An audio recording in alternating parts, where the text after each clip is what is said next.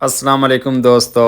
आज की वीडियो में हम दोस्तों टोयोटा करोला गाड़ी के 2ZR FE 1.8L इंजन का ओवरहाल करेंगे। इसको दोबारा से जोड़ेंगे, इंजन को तमाम पार्ट्स को अच्छी तरह से हमने क्लीन कर लिया है।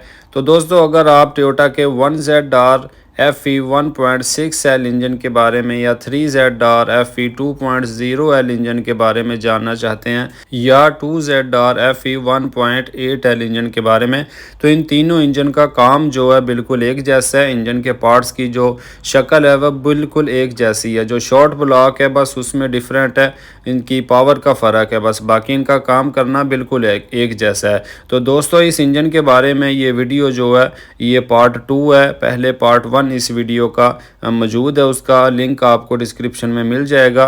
सिलेंडर हेड की इंस्टॉलेशन वगैरह जो है उससे पहले का जो काम है वो हम उस वीडियो में कर चुके हैं।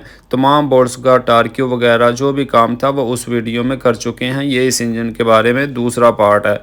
तो दोस्तों अगर आप मेरे चैनल पर नए हैं और अभी तक आपने चैनल को सब्सक्राइब नहीं किया है तो चैनल को सब्सक्राइब कर लें और बेल आइकॉन को ऑन कर लें ताकि आपको आइंदा नई आने वाली वीडियो का नोटिफिकेशन मिल जाए, क्योंकि मैं इसी तरह की इन्फॉर्मेटिव वीडियोस बनाता रहता हूं। तो दोस्तों अब यहां से ये पार्ट नंबर 2 जो है वो स्टार्ट है। इससे पहले का जो काम था वो दूसरी वीडियो में है।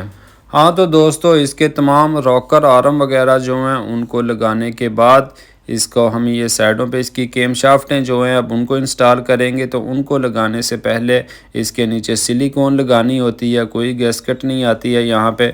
तो सिलिकॉन को अप्लाई करने से पहले इस जगह को अच्छी तरह से साफ़ कर लेना चाहिए। यहाँ पे कोई पुरानी सिलिकॉन या कोई ऑयल वगैरह नहीं लगा होना चाहिए, नहीं तो आपकी सिलिकॉन जो है वो सही पकड़ नहीं करेगी। तो सिलिकॉन जो है वो 3 से 4 मिली तक आप लगा सकते हैं, कम से कम 3 मिली होना ज़रूरी है। अगर उससे ज़्यादा होकर 4 भी हो जाए तो बिल्कुल ओके है, कोई मसला नहीं है। और सिलिकॉन जो है वो आप देख सकते हैं कि मैंने हेड के ऊपर लगाई है, यहाँ पर लगाना ही इसको सही आसान है। उसके बाद इसकी जो केम शाफ्टें हैं उनको सही सेंटर में लाने के लिए मैं ये 2 बोल्ट्स जो हैं मैंने सेंटर वाले वो वहाँ पे डाल लिए हैं और उनको ही देख के मैं इसका सेंटर कर रहा हूँ। तो वो ये देखें अपनी जगह पे बैठे हैं तो बिल्कुल सेंटर हो गया ऑटोमेटिकली। इसकी जो पिन्नें होती हैं नीचे वो भी हैं, आपके जहन में आ सकता है कि पिनों से सेंटर हो जाता है। तो इसके जो रोकर आर्म लगे हुए हैं तो केम शाफ्ट जो हैं उनके ऊपर सही से बैठी नहीं है। पिनों के अंदर इसकी सेटिंग उस टाइम होगी जब इसके बोल्ट्स को टाइट किया जाएगा। तो उसको टाइट करने से पहले आप इस तरह इसका सेंटर कर सकते हैं जिस तरह मैंने इसको लगाया था कि 2 बोल्ट्स जो हैं वो डाल के तो फिर मैंने आहिस्ता से केम शाफ्टों को ऊपर रख के उनको बंद कर दिया था, तो वो ऑटोमेटिकली अपनी जगह पे सेट हो गया है। तो जी उसके बाद हम इसकी जो केम शाफ्टों के ये बोल्ट्स हमने लगाए हैं 12 नंबर बोल्ट्स हैं सब के सब, और जो 10 नंबर बोल्ट्स हैं अगर आप उनको भी खोलें तो फिर केम शाफ्ट जो हैं बिल्कुल अलग-अलग खुल सकती हैं और इसकी जो ये ब्रैकेट है जिसके अंदर ये लगी हुई हैं फिर वो अलग हो जाएगी। तो लेकिन अगर आप इसको मुकम्मल खोलना चाहते हैं या मुकम्मल लगाना चाहते हैं तो फिर सिर्फ 12 mm के जो बोल्ट्स हैं वो ही लगेंगे। तो जी इसको टाइट करते वक्त बिल्कुल सेंटर से ही टाइट करना शुरू करना चाहिए और बिल्कुल टाइट नहीं कर देना चाहिए, थोड़ा बहुत टाइट करके सेंटर से और उसके बाद चारों साइड से बराबर टाइट करें कि जितना एक तरफ से नीचे जाए उतना ही दूसरी तरफ से नीचे जाए।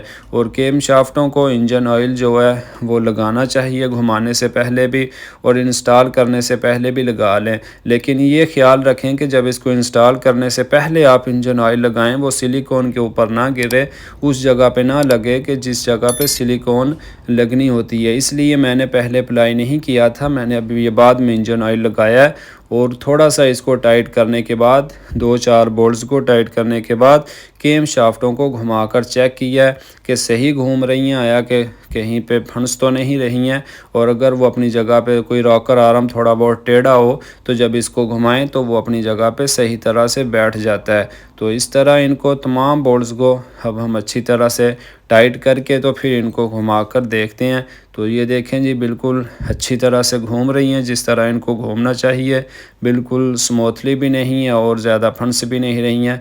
और तमाम रोकर आर्म्स या तमाम जो इसके वाल्व हैं उनकी मूवमेंट देख लेनी चाहिए, चेक कर लेनी चाहिए कि बिल्कुल सब सही नॉर्मली बंद और खुल रहे हैं।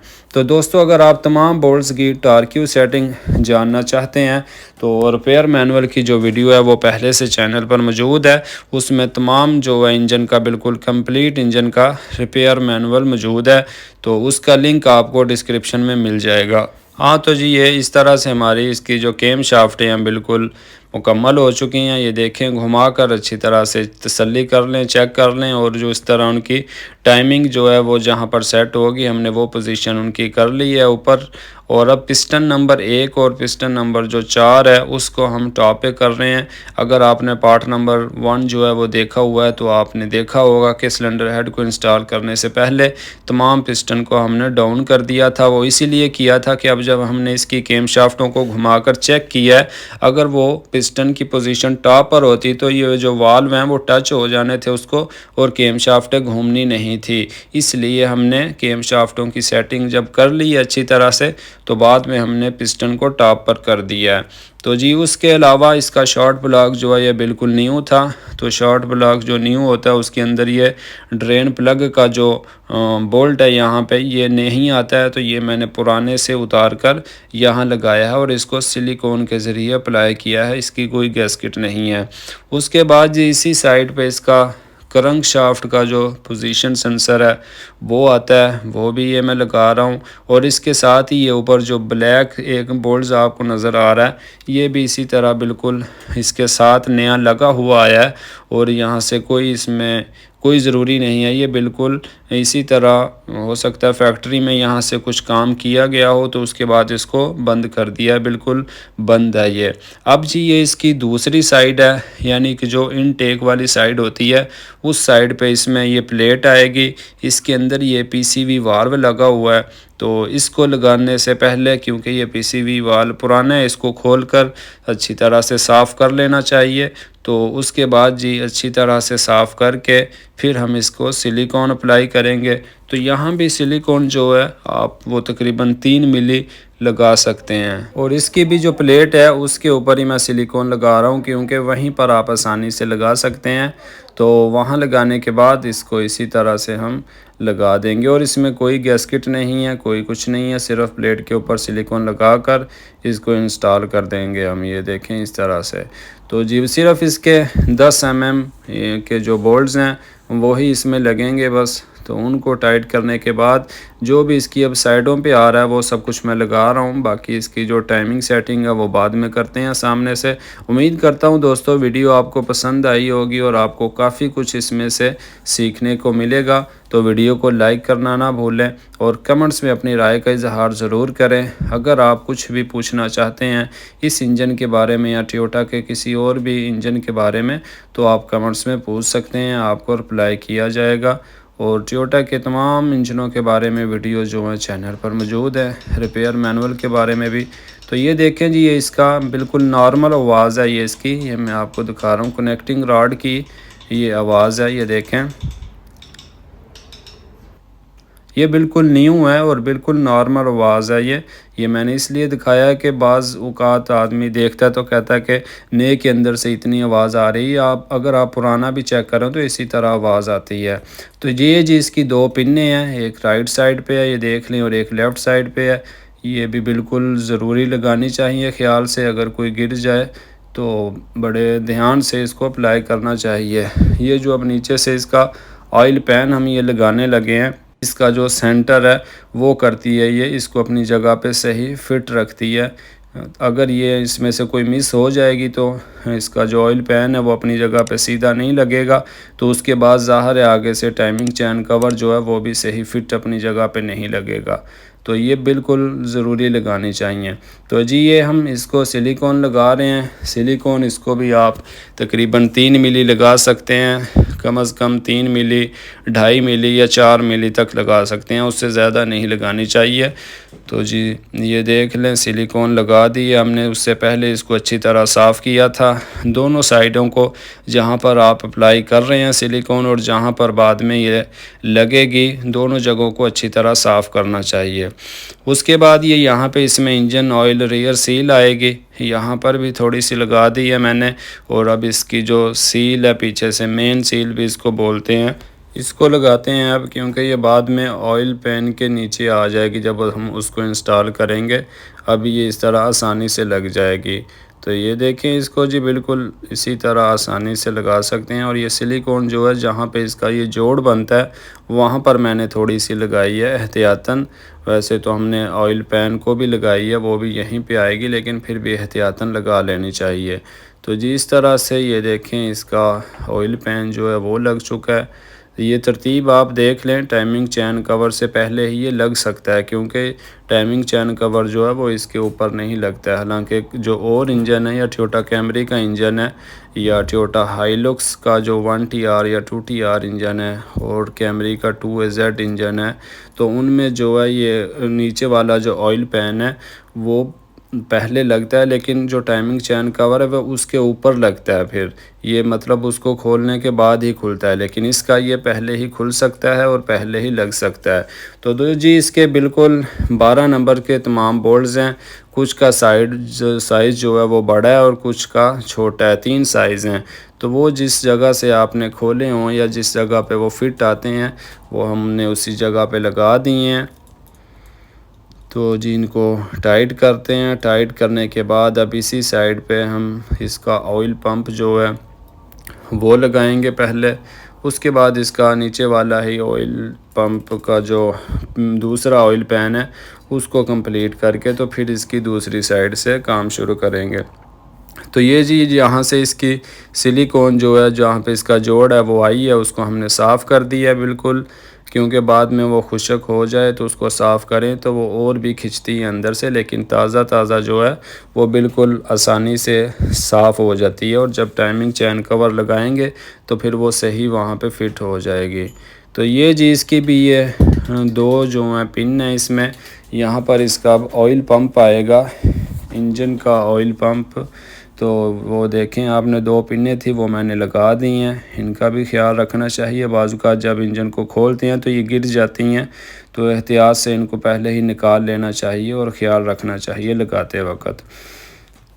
और इसकी गैस्केट मुझे ये है कि इसके अंदर होती है नहीं, लेकिन मैंने चेक किया है तो इसमें कोई इसकी न्यू गैस्केट नहीं है।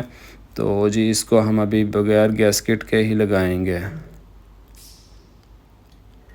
ये इसका बिल्कुल नया कंप्लीट इंजन का जो ऑयल पंप होता है वो है इसका। नीचे से इसकी जो ऑयल स्ट्रेन है वो भी बिल्कुल न्यू साथ आई है, और पंप जो है इस तरह बिल्कुल कंप्लीट है ये। तो जी इसको 3 जो है 12 नंबर के बोल्ट्स हैं, 3 12 नंबर के बोल्ट लगाने के बाद बिल्कुल ये मुकम्मल है, इस तरह लग चुका है। उसके बाद जी इसकी इंजन ऑयल की जो है टाइमिंग चैन जो है वो अलहदा होती है, हम उसको इंस्टॉल करेंगे। टाइमिंग चैन जो है ऑयल पंप की उसको लगाने के बाद फिर इसका ऑयल पैन लगाएंगे। तो ये जी इसके 12 नंबर बोल्ट्स जो हैं बिल्कुल टाइट हो चुके हैं, ओके हो गया ये सेटिंग हमारी। अगर आप इसमें इंजन ऑयल डालना चाहते हैं तो वो भी पहले थोड़ा बहुत डाल दें तो अच्छी बात है। जो अंदर पंप है इसका उसको ऑयल लग जाता है, बहुत ज़्यादा डालेंगे तो वो तो फिर बाहर ही आएगा। जब आप इंजन को उल्टा करेंगे या सीधा करेंगे तो वो बाहर ही निकलेगा, काम के अंदर वो आपको डिस्टर्ब करेगा, क्योंकि किसी भी जगह पे लगेगा।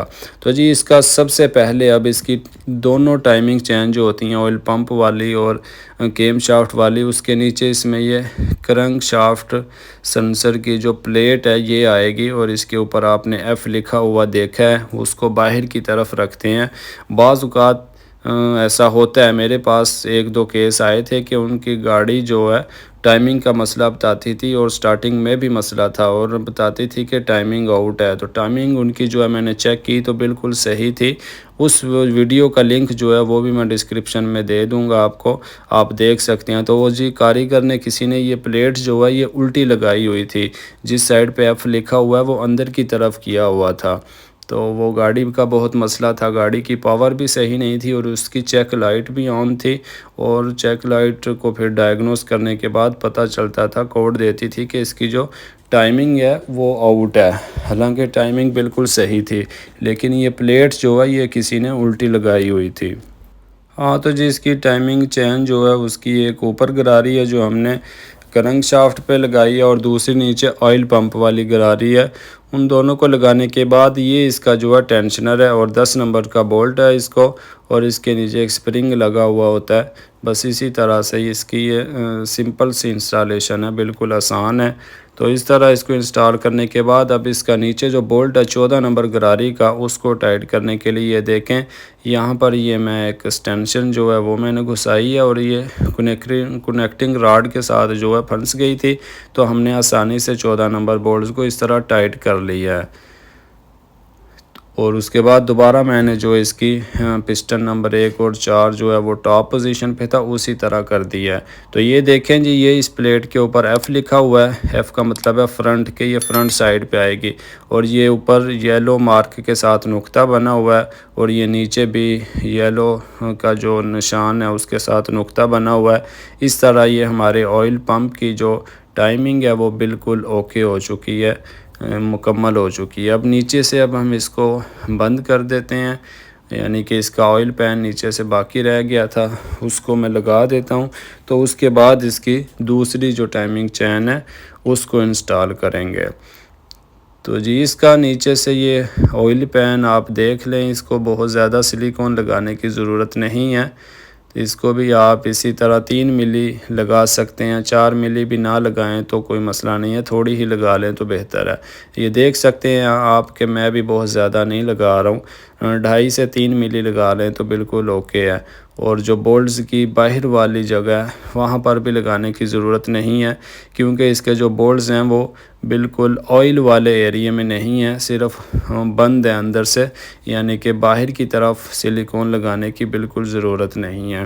तो जी तमाम के तमाम इसके बोल्ट और जो नट हैं वो 10 नंबर के ही हैं, 2 जो हैं नट हैं और बाकी तमाम बोल्ट्स हैं इसमें 10 नंबर के। तो इन सब को अब हम टाइट करते हैं। तो मैंने आपको पहले भी बताया और मैं फिर बता रहा हूँ कि अगर आप तमाम बोल्ट्स को टार्कियों की मदद से टाइट करना चाहते हैं या जानना चाहते हैं कि तमाम बोल्ट्स को कितना टाइट करते हैं, तो जिस तरह अभी मैंने 14 नंबर बोल्ट्स है जो ऑयल पंप वाला टाइट किया, अगर आप देखना चाहते हैं तो वो रिपेयर मैनुअल में मौजूद है सब कुछ।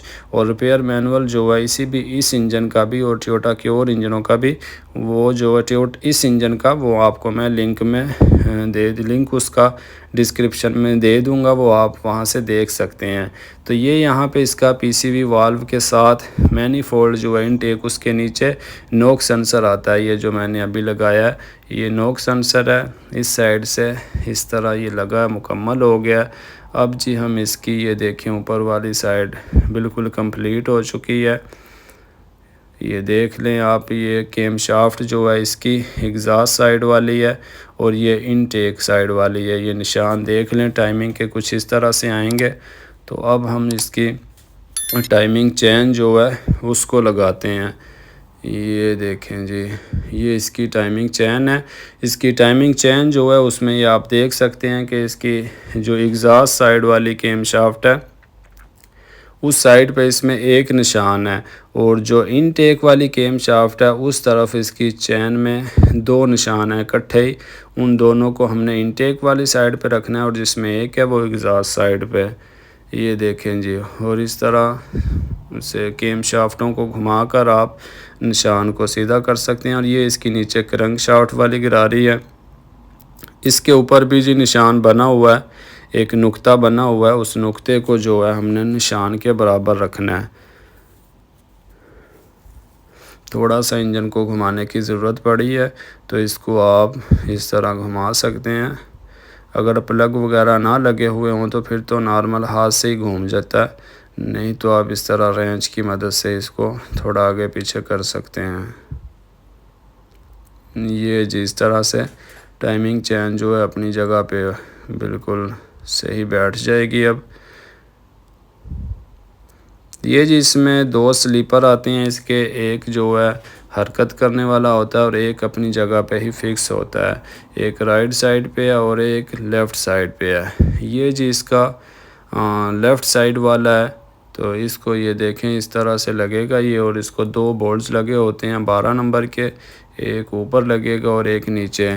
तो ये जी अपनी जगह पे फिक्स होता है बिल्कुल।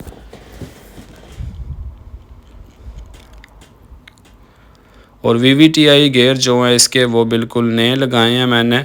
तो अगर आप पुराना ही लगाना चाहती हैं तो आपको इंजन खोलने से पहले पता होना चाहिए कि अगर आया कि ये सही हैं या ख़राब हैं। ख़राब ये इस तरह होती हैं कि जब इंजन को स्टार्ट करते हैं तो आवाज़ आती है और सिर्फ 1 या 2 सेकंड के अंदर, मतलब जब ऑयल जो है ऊपर आ जाता है तो फिर वो आवाज़ बंद हो जाती है। तो अगर आपके इंजन में से कुछ इस तरह की आवाज़ आती है कि जब आप इंजन को स्टार्ट करते हैं, और स्टार्ट भी जब ज़्यादा आप मतलब इंजन को काफ़ी कुछ घंटों के बाद स्टार्ट करें या जब सुबह के टाइम स्टार्ट करते हैं तो उस टाइम पहली स्टार्टिंग में जो आवाज़ आती है वो इनके ख़राब होने की जो है निशानी है कि ये ख़राब है आपके VVTi जो गेयर हैं।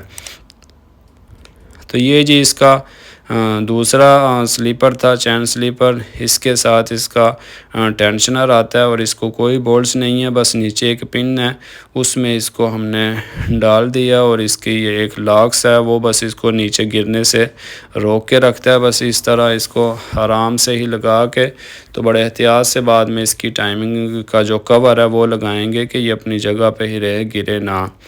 तो उसके बाद जी इसमें ओ रिंग जो हैं वो आती हैं, 3 अदद आती हैं। ये देखें, एक यहाँ पे आएगी और इसके अलावा 2 ऊपर आएंगी।